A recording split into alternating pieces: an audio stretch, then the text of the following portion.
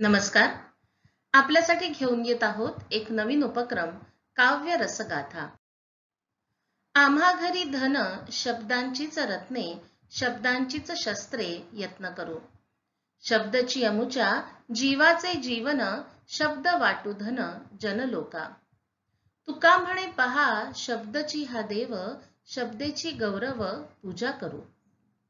संत तुकाराम महाराजांनी या अभंगातून ज्या शब्द संपत्तीचं वर्णन केलंय, ते शब्द जेव्हा गद्य रूपाने समोर येतात, त्यातून साकारतो एखादा लेख, एखादी कादंबरी, एखादी कथा. पण तेच शब्द जर पद्य रचनेतून समोर आले, तर त्याची होते कविता. कवी सुधीर मोघे म्हणतात, न सांगताच तू मला उमगते सारे, कळतात तुलाही मौनातील इशारे. दोघात कशाला मग शब्दांचे बांध, कळण्याचा चाले कळण्याशी संवाद. कविता आणि कवी हे अद्वैत असतं. कविता ही कवीची सखी असते. कवीला काय म्हणायचंय, कविता अचूक हेरते. मात्र कधी शब्द रुजतात, कधी कवीला तेच शब्द मृगजळासारखे भासतात. शब्दांचे लाघव सरता, शब्दांच्या सुन्या पखाली, शब्दांच्या अंतरयामी, शब्दांची हुरहुर ओली.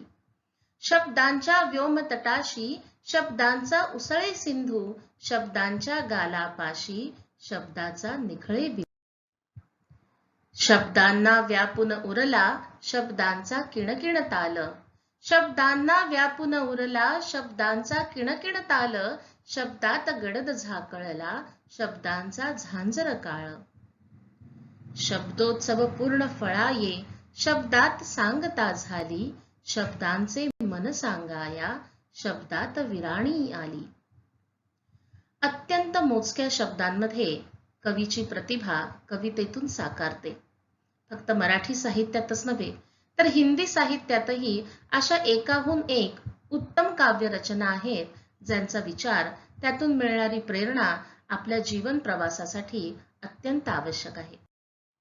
सागर में मिलती धाराएं, हिंदी सबकी संगम है.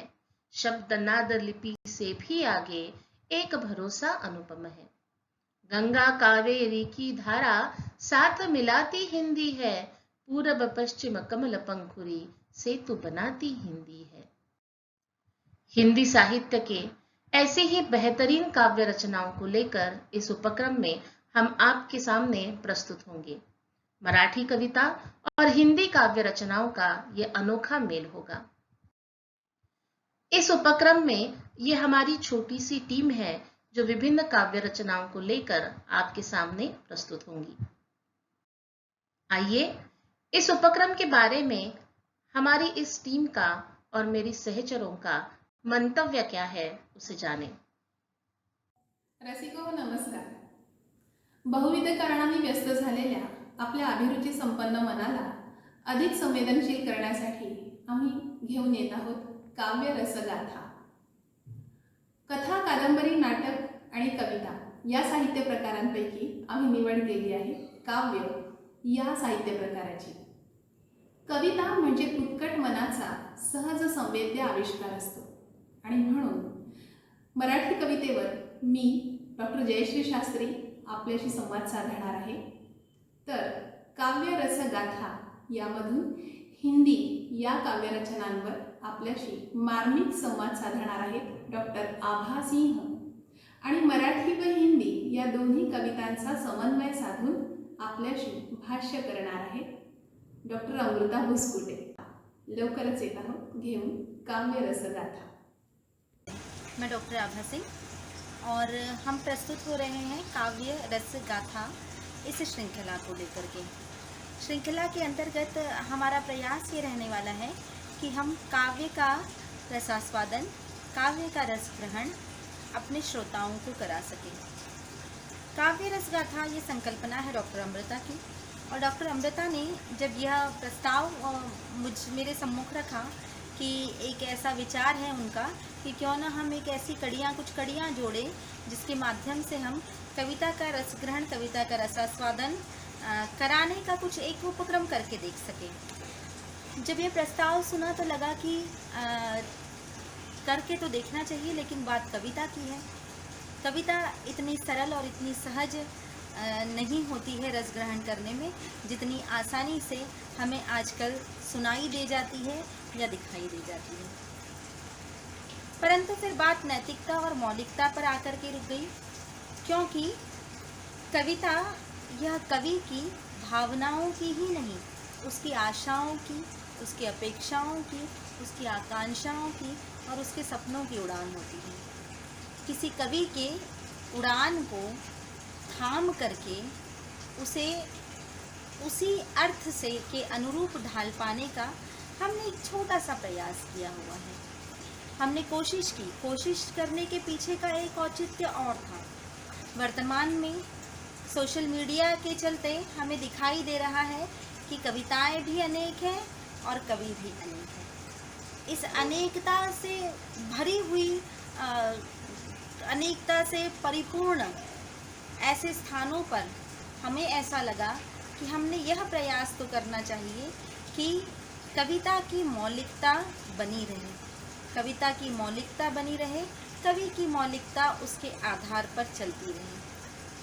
कई कविताएं देखते हैं हम जो कविता मौलिक रूप से किसी और की है, परंतु हमें सुनाई और दिखाई अन्य नामों से दी जाती है। ऐसा करते करते जब इस उपक्रम से जुड़ने के पश्चात जब कविताओं को जांचने लगे, कविताओं को छांटने लगे कि ऐसी कौन सी कविताएं हम ले सकते हैं जो कविताएं ज़्यादा से ज़्यादा हम श्रोताओं को के लिए सुविधाजनक रहे, जो ज़्यादा से ज़्यादा लोग जिसका लाभ उठा सके, अधिक से अधिक लोगों के संपर्क में हम आ सके, तब हमने कविता को और करीब से जाना, तब कविताओं को और पास से देखा। हालांकि हम देखते चले आ रहे हैं कि हर वर्ष जब से बालक महाविद्यालय में जाना शुरू करता है तब से लेकर के तो उसके शिक्षण क्रम में लगातार उसकी पाठ्य पुस्तक में हम कविता को तो पाते हैं। कविता पाठ्यक्रम का एक अनिवार्य हिस्सा बन करके चलती रहती है। क्या कारण होगा? इसका कारण तो स्पष्ट है कि कविता केवल साहित्य और कला का विषय नहीं है। कविता यह भाषा है, कविता यह संस्कार है, कविता यह आनंद है। कविता यदि अवसाद में भी कवि लिख रहा है तब भी वह अपने श्रोता को सिरा दे जाता है कि वह तो उड़ान भरे, दूसरा भले ही उड़ान न भर पाए। कविता नाम है हौसले का। इतने सारे विशेषणों से जुड़ी हुई कविताओं से चलते चलते हमने कुछ कवियों की कुछ रचनाओं को छांटने का प्रयास किया।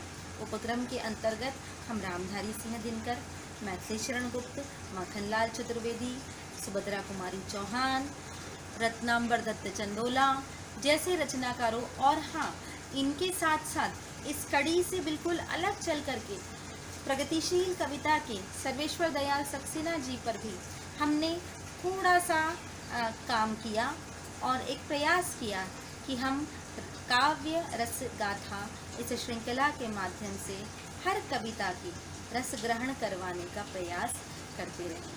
अपेक्षा है आप लोगों को हमारी ये श्रृंखलाएं और हमारा ये प्रयास दोनों ही पसंद आएगा और आपका भरपूर समर्थन और भरपूर साथ हमें मिलता रहेगा। धन्यवाद। खरं तर कविता हा किती सुंदर धागा आहे, या हृदयीचं त्या हृदयी जाणवून देणारा। जे कवीला वाटलं, जे कवीने अनुभवलं ते तुमच्याही अनुभूतीत असेल तर दाद आणि टाळी केल्याशिवाय कशी राहील।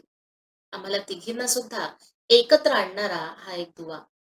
या उपक्रमाच्या निमित्ताने आम्हाला आवडलेल्या, भावणाऱ्या आणि तुमच्याशी शेअर कराव्या वाटणाऱ्या काही हिंदी आणि मराठी कविता घेऊन आम्ही तुमच्यापर्यंत येत आहोत। या उपक्रमासाठी तुमच्या ज्या काही प्रतिक्रिया असतील त्या आम्हाला नक्की कळवा।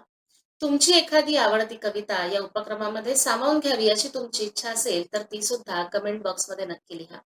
आमच्या आवडत्या कवितांपैकी कुठल्या कविता तुमच्याही अगदी जवळ आहेत हे सांगायला मात्र अजिबात विसरू नका। तर अशाच पद्धतीने एखादी मराठी आणि एखादी हिंदी कविता घेऊन दर आठवड्याला आम्ही तुमच्या भेटीला येणार आहोत। तुमच्या प्रतिक्रिया द्यायला मात्र नक्की विसरू नका। आता भेटूया पुढच्या आठवड्यात। धन्यवाद।